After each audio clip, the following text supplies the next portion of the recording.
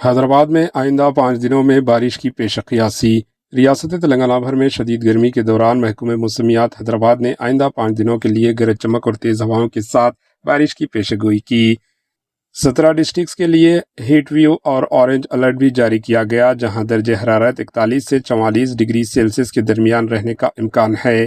منگل اور چہارشنبے کے درمیان تلنگانہ کے بیشتر علاقوں میں شدید گرمی کی کیفیت برقرار رہی۔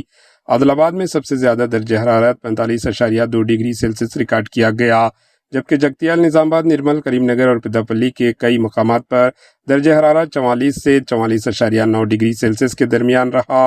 حیدرآباد میں بھی گرمی کی شدت برقرار رہی اور زیادہ سے زیادہ درجہ حرارت 41 سے 41.9 ڈگری سیلسیس کے درمیان رہا۔ تاہم شہر اور اطراف کے ڈسٹرکٹس میڈچل، ملکاجگیری اور رنگاریڈی میں گرج چمک اور تیز ہواؤں کی پیش قیاسی کے باعث کچھ حد تک موسم میں بہتری ہوئی۔